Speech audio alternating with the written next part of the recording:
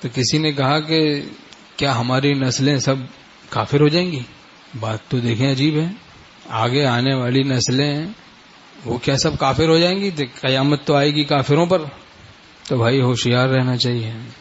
تو کیسے دیکھیں یہ حالات ایسے آ رہے ہیں۔ دیہاتوں میں بھی آج کل بتایا جاتا ہے لڑکیاں بھاگ جاتی ہیں، پہلے تو کوئی تصور بھی نہیں تھا اس کا، جب سے یہ موبائل کا چکر شروع ہوا ہے، موبائل کے واسطے سے۔ حضرت حکیم الامت مولانا تھانوی رحمۃ اللہ علیہ فرماتے تھے یہ جو ڈائجسٹ ہے، شریف گھرانوں میں اس کی نحوست سے قصے ہو چکے۔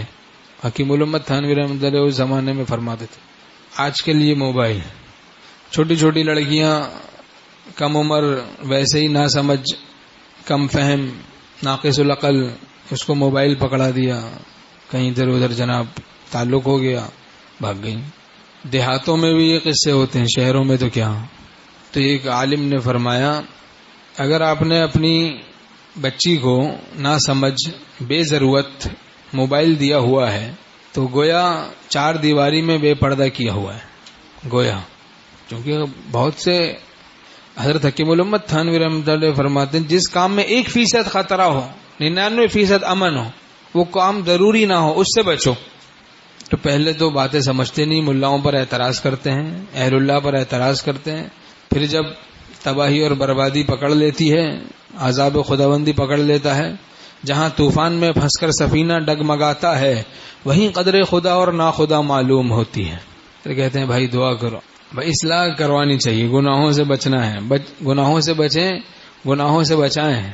یا ایھا الذین آمنوا قوا انفسکم واہلیکم نارا، اے ایمان والو اپنے کو اپنے گھر والوں کو آگ سے بچاؤ۔ تو آگ سے بچنا ہے، گناہوں سے بچنا ہے، گناہوں سے بچانا ہے۔